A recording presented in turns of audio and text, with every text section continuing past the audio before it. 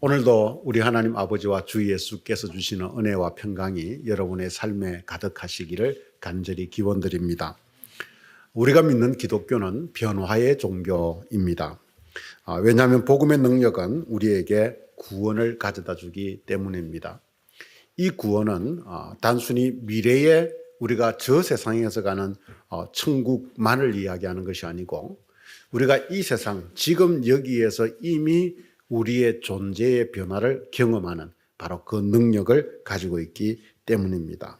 그래서 이 2장에서 이 변화를 우리들에게 가장 잘 보여주는 단어는 지금이라고 하는 말과 그때라고 하는 말과 지금이라고 하는 바로 그런 말입니다. 3절까지는 그때의 우리의 모습에 대해서 말씀을 해 주었지요. 우리는 허물과 죄로 죽었고 본질상 진노의 자녀였습니다. 그런데 지금 우리는 그리스도와 함께 다시 살았고 그리스도와 함께 하늘 보좌에 올리워서 하늘에 함께 앉은 통치자가 되었습니다.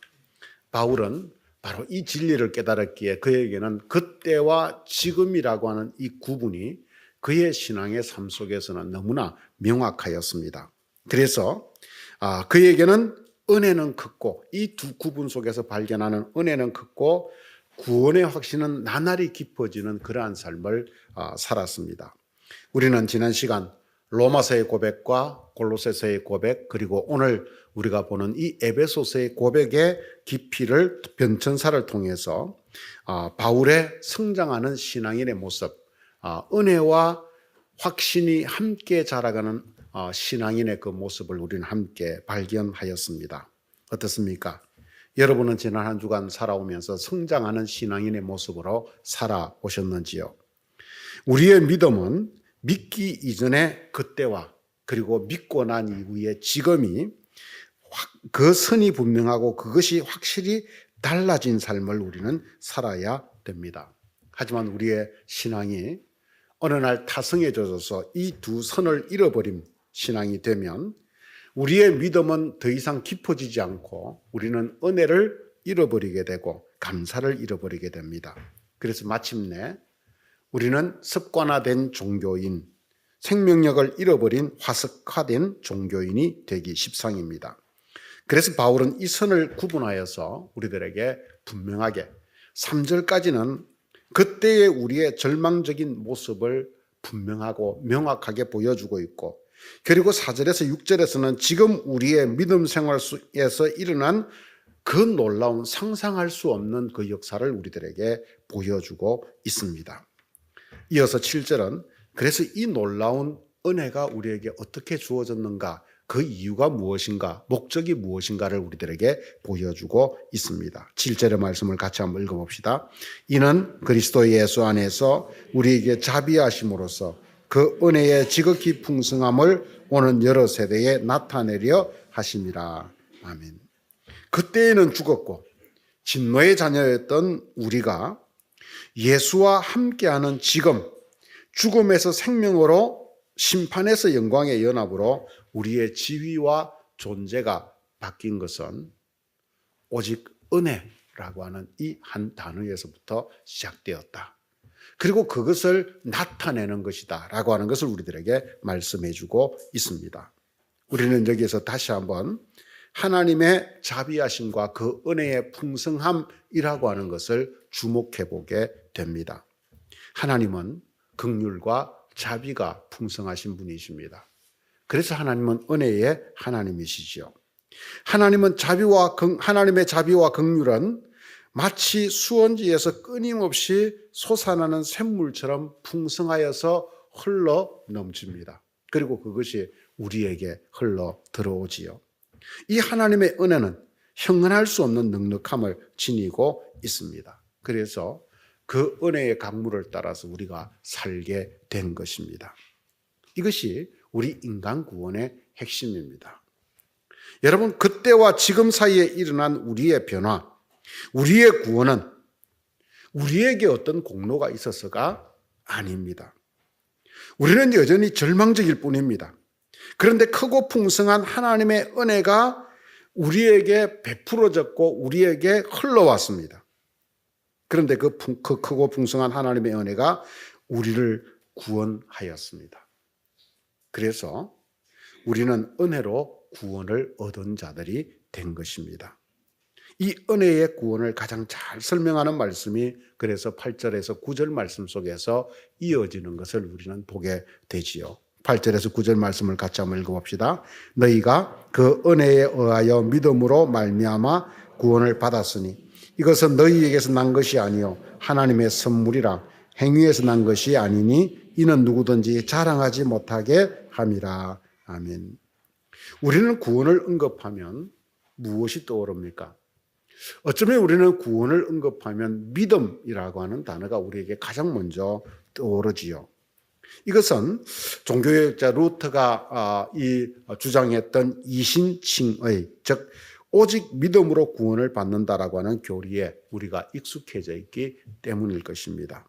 그러나 성경이 우리에게 말씀하는 구원의 열쇠는 하나님의 은혜이지 인간의 믿음이 아니다라고 하는 것을 오늘 본문은 명확하게 합니다. 왜냐하면 구원의 주체는 우리가 아니라 하나님이기 때문입니다. 그래서 본문은 우리에게 우리의 구원을 은혜라고 하는 말로 거듭 말하고 있는 것입니다. 5절에서 너희는 은혜로 구원을 받은 것이라 말씀하고 있고 8절에서 너희는 그 은혜에 의하여 믿음으로 말미암아 구원을 받았다라고 말씀해 주고 있습니다. 이처럼 우리의 구원을 한마디로 요약하면 은혜로 받은 구원입니다. 물론 8절에 보면 믿음이라고 하는 단어도 나옵니다. 하지만 이 믿음이 우리를 구원하는 주체가 아니라 믿음은 우리를 구원하는, 즉 은혜가 우리에게 흘러오는 하나의 통로가 되는 그러한 것입니다. 그래서 구원을 이야기하는데 믿음이라고 하는 단어는 단 한 번 이 본문 속에서 등장을 하고 있고 나머지는 은혜를 표현하는 말들로 가득 차 있습니다. 긍휼, 사랑, 자비, 하나님의 선물, 풍성함 등등 이 모든 것들이 은혜를 표현하는 말이지요.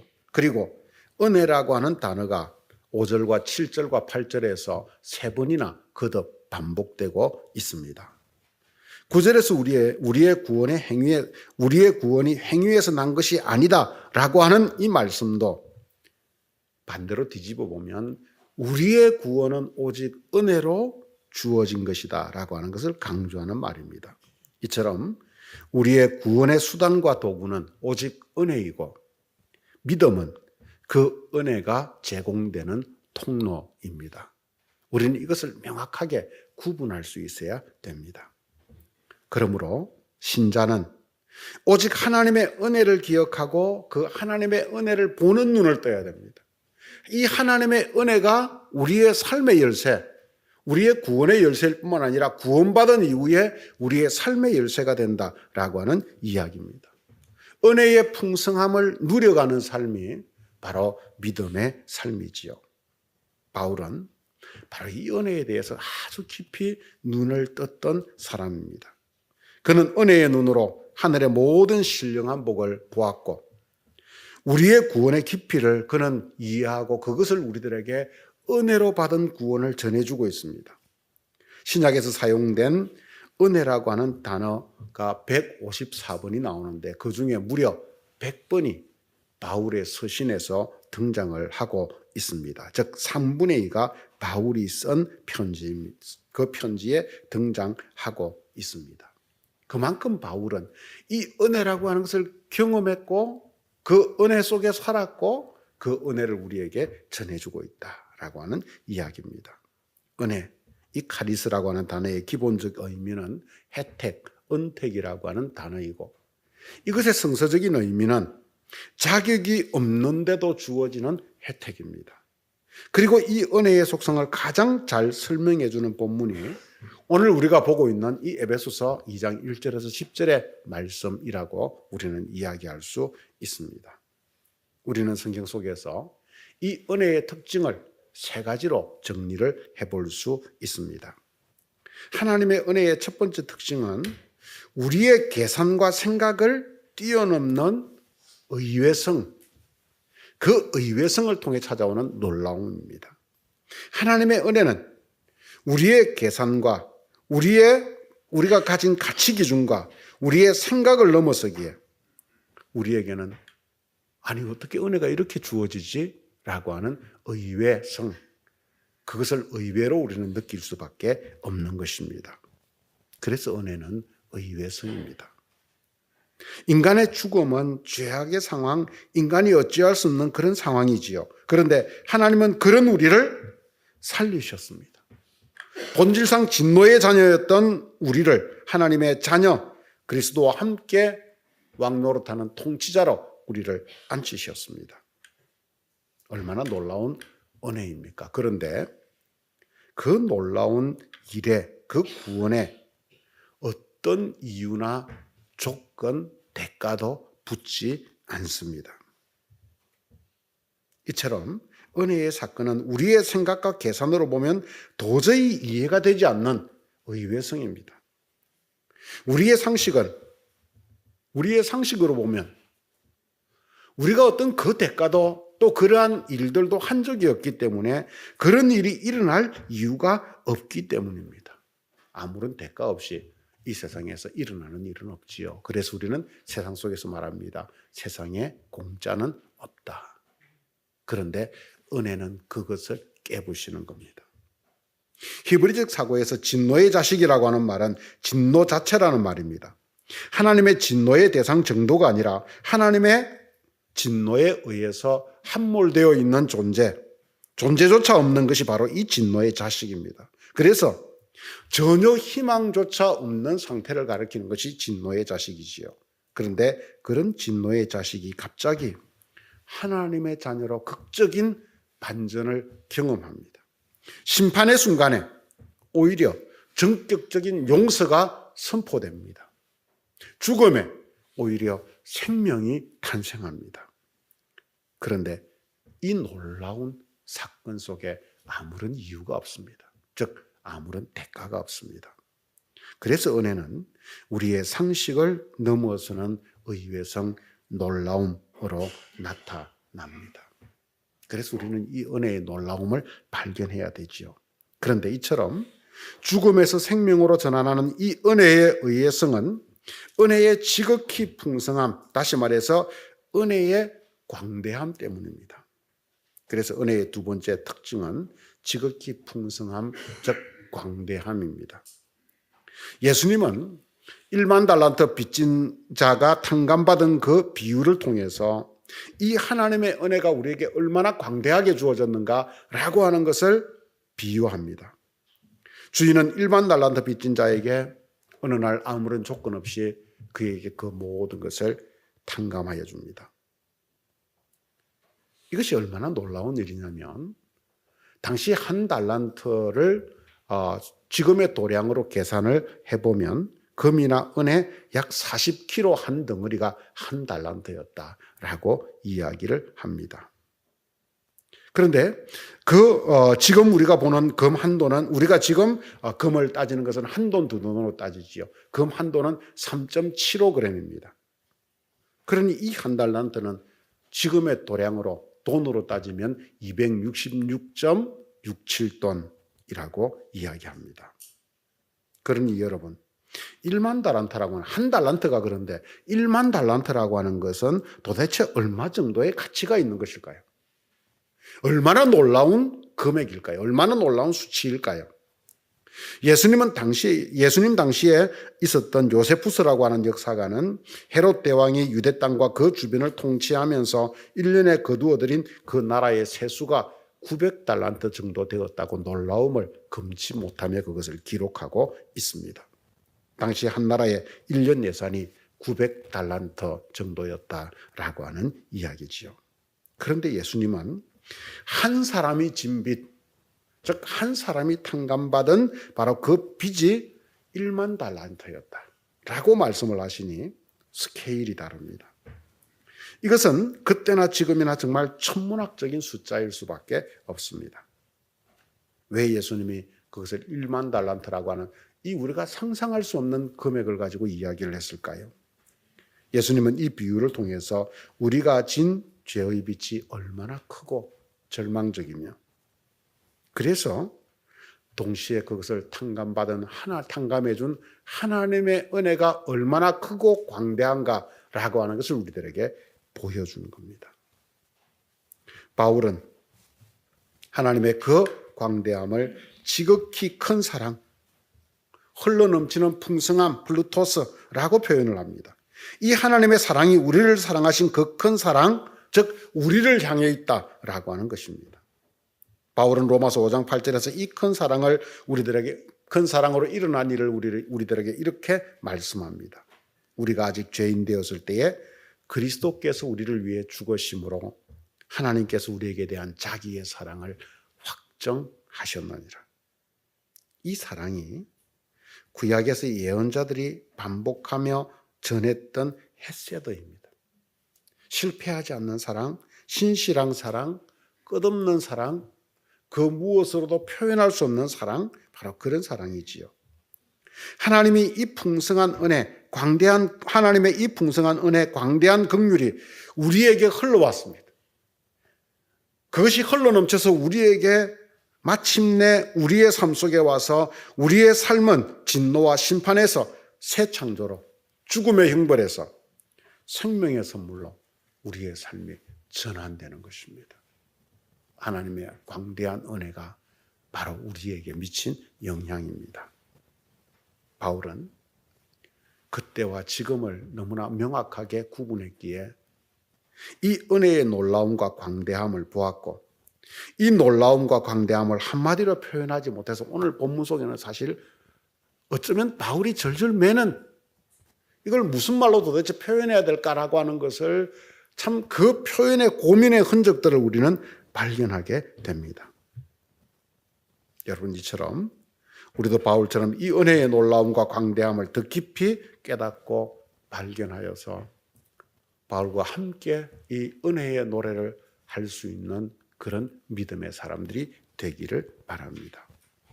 그런데 이 은혜의 특징은 모든 이들에게 감격과 놀라움만으로 전달되지는 않는다라고 하는 겁니다. 그래서 은혜의 세 번째 특징은 도발성입니다. 반발입니다. 은혜 때문에 오히려 도발하는 자들, 분노하는 자들이 있다는 것을 성경은 우리들에게 여과 없이 그대로 드러내어 보여줍니다. 여러분, 왜 은혜가 어떤 이들에게는 도발과 분노를 일으킬까요?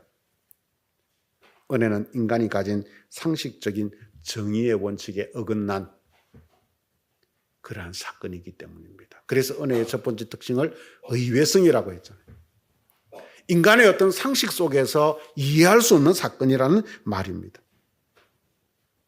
조건 없이 주어지는 은혜는 우리가 생각하는 형평성의 원리에 위배되어 보입니다. 여러분, 우리가 가진 형평성이란 무엇입니까? 일한 만큼 받는다.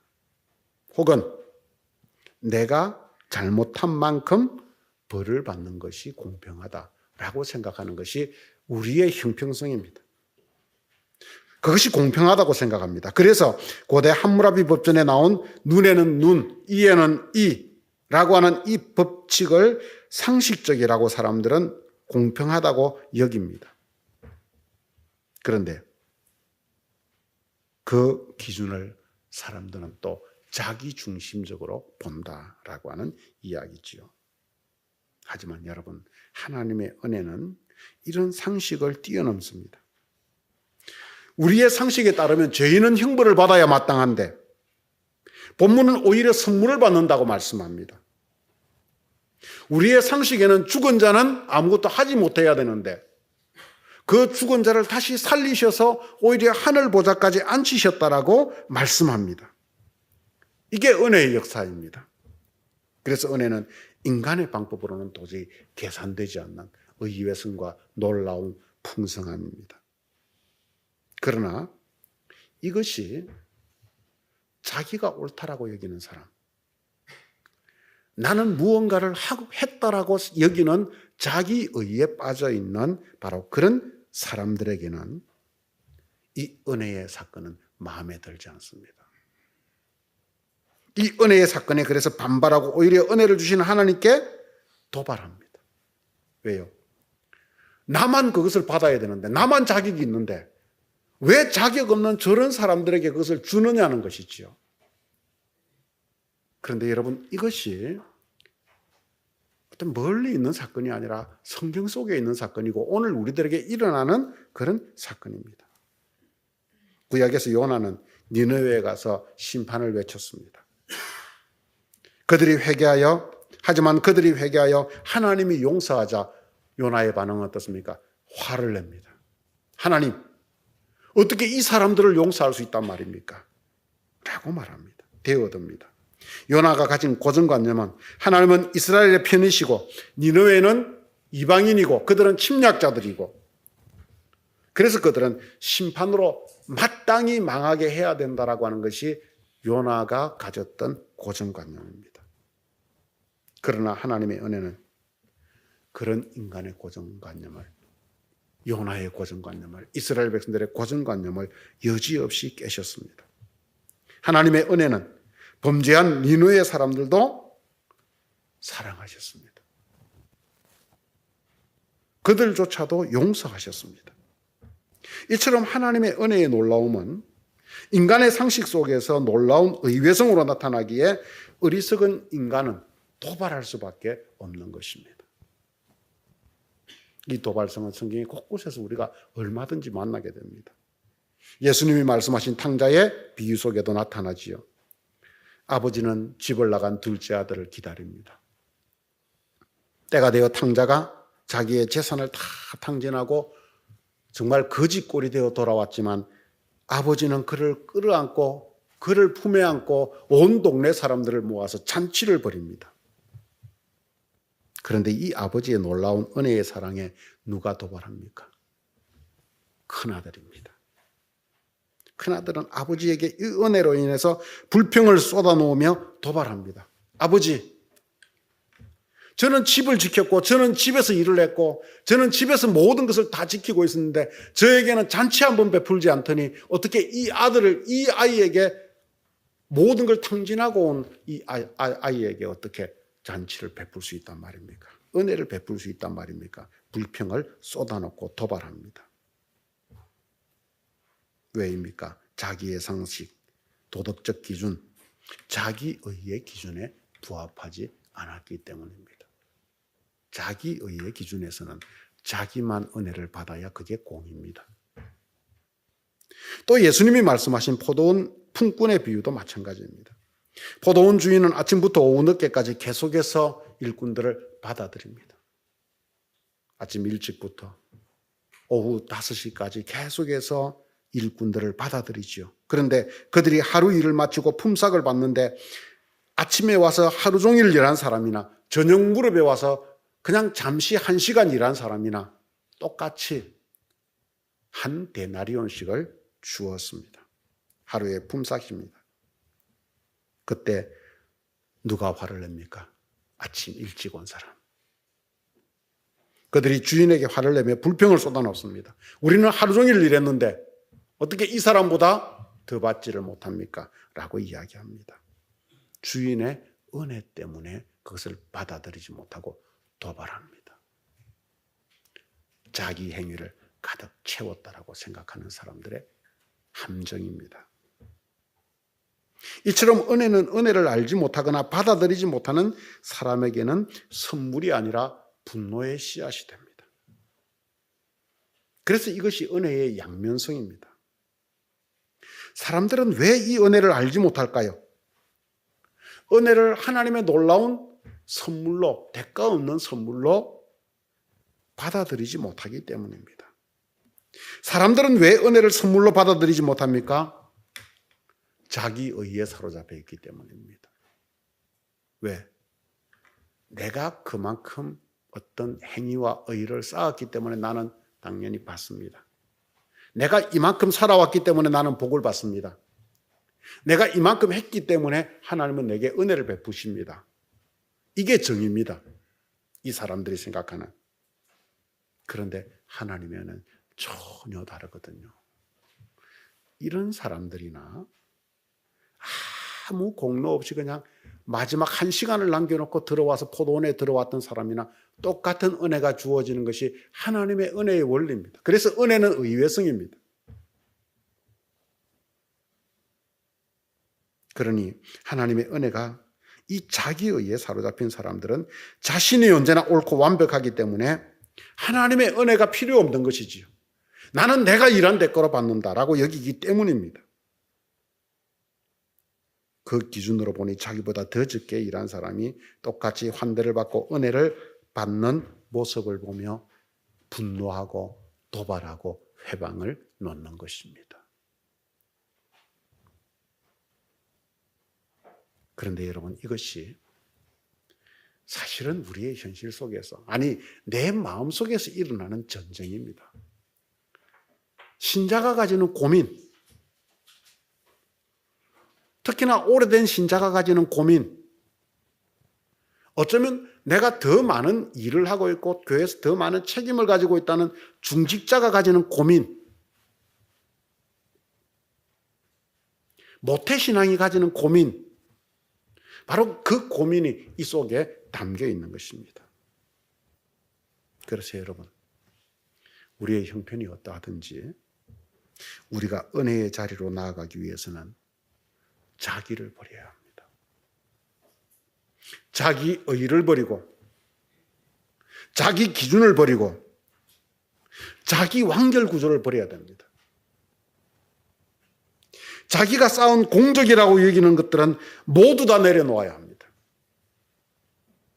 그럴 때 우리는 비로소 은혜의 놀라움과 의외성과 그 광대함 앞에 도발하지 않고 그것을 마침내 우리의 온 존재로 수용하게 되는 것입니다. 그 은혜 앞에 엎드리게 되는 것입니다. 그래서 본문은 풍성한 은혜를 말하며 동시에 우리에게 자기의, 자기 자랑, 자기 공로를 내려놓게 하는 것입니다. 이 경고가 오늘 본문 속에 들어있습니다. 오늘 본문 8절에서 9절은 바로 그 이야기입니다. 이 시각으로 여러분 오늘 8절과 9절을 다시 한번 읽어봅시다. 같이 한번 읽어보겠습니다. 너희는 그 은혜에 의하여 믿음으로 말미암아 구원을 받았으니 이것은 너희에게서 난 것이 아니요 하나님의 선물이라. 행위에서 난 것이 아니니 이는 누구든지 자랑하지 못하게 하려 함이라. 뭐가 느껴지십니까? 자기 행위를 내려놓으라는 겁니다. 내 아이에게서 나온 그 무언가를 내려놓으라는 겁니다. 자기 자랑, 자기 의의를 내려놓으라는 겁니다. 그런 사람에게 주어지는 것이 은혜다 라고 하는 것을, 이 은혜의 원리를 우리들에게 오늘 가르쳐주고 있는 것입니다. 사랑하는 성도 여러분, 우리는 오직 은혜로 구원받은 자들입니다. 내가 예수 잘 믿어 구원받은 것이 아니고 하나님의 은혜가 내게 흘러들어와서, 그래서 은혜로 믿게 하셔서 내가 구원받았을 뿐입니다. 이 은혜는 죽은 우리를 살리고 심판에서 생명으로 옮기신 놀라운 사건입니다. 그런데 아무런 조건이 없습니다. 그래서 은혜는 의외성입니다. 그리고 이 은혜는 청량할 수 없도록 크고 광대합니다. 그래서 우리는 믿음 생활을 하면서 이 풍성한 은혜를 좀 더 알아가는 기쁨과 부요함 속에 있어야 됩니다. 하나님은 우리들에게 이 부요함 속에 머물기를 원하는데 우리는 끊임없이 내 것을 계산하기에 이 은혜를 놓치고 잃어버립니다. 그때와 지금의 차이를 우리는 놓치게 되는 것입니다. 그래서 이 은혜의 뒷면은 도발성을 가지고 있습니다. 자기의 의에 사로잡힌 사람들은 은혜로 인해서 하나님께 도발합니다. 하나님, 내게만 은혜 베풀어야 되는데 왜 저 사람에게도 베푸시나요? 내가 이만큼 이랬는데 왜 똑같이 주시나요? 나는 평생 예수 믿었는데 어떻게 죽기 1분 전에 예수 믿은 사람과 같은 구원을 주시나요? 그런 마음들을 우리는, 그런 도발들을 우리는 우리 속에서 끊임없이 하고 살아간다는 겁니다. 요나처럼, 하박국처럼, 탕자의 비유 나오는 큰아들처럼, 포도원에서 아침 일찍부터 나와서 일했던 사람들처럼 은혜 때문에 분노를 유발합니다. 그래서 은혜는 자기 자랑과 의, 공로에 사로잡힌 그런 사람들에게는 불행입니다. 그러므로 이제 우리는 은혜에 들어가기 위해서 자기라고 하는 옷을 벗어버려야 됩니다. 자기 의의 옷을 벗어버리고, 자기 자랑의 옷을 벗어버리고, 자기 완결구조의 옷을 벗어버리고, 자기 행위의 옷을 벗어던지고 우리는 은혜의 바다에 뛰어들어야 됩니다. 그럴 때 그 은혜는 우리에게 주어진 은혜가 되는 것입니다. 그럴 때 우리는 바울처럼 말로 표현할 수 없는 이 은혜를 노래하고 그 은혜의 풍성함을 누리며 그것을 우리 뒤에 오는 여러 세대의 사람들에게 마침내 은혜로 구원을 받는다. 오직 이 은혜 때문에 우리는 살았고 이 은혜만이 희망이다 라고 전할 수 있는 바로 그런 믿음의 사람들이 되는 것입니다. 바로 이 은혜의 사람들이 될 수 있기를 주님의 이름으로 축원합니다. 같이 기도하겠습니다. 하나님 아버지, 은혜를 감사합니다. 오늘도 저희들에게 귀한 시간을 주셔서 오늘도 주의 말씀을 우리가 함께 듣게 하시니 감사합니다. 하나님, 내 속에 내가 쌓아놓은 의가 어찌 그리 많은지요. 내가 옳다라고 생각하는 생각이 어찌 그리 강한지요. 내 판단대로 되지 않으면 그것으로 상대방을 얼마나 평가하고 찌르고 정죄했는지요. 하나님, 아무것도 하지 않은 사람에게 베푸신 하나님의 은혜를 보고 어찌 불평하였는지요. 하지만 하나님, 이것이 우리의 모습임을 이 시간 다시 한번 고백하며 우리 자신을 내려놓습니다. 우리의 공로, 우리의 행위, 자기의, 내 생각, 내 가치, 모든 것을 내려놓고 주님의 은혜에 모든 것을 던지기 원합니다. 이 은혜만이 우리 삶의 소망이고 길이고 희망이기 때문입니다. 주님, 그래서 나를 벗어던지고 오직 이 은혜의 강물 속에서 은혜를 맛보고 그 은혜를 노래하며 살아가는 그런 주인공들이 되게 하옵소서. 그래서 우리 주변의 모든 사람들에게 이 은혜를 전파하고 살아가는 그런 자들이 되도록 인도하옵소서. 예수님의 이름으로 기도드렸습니다. 아멘.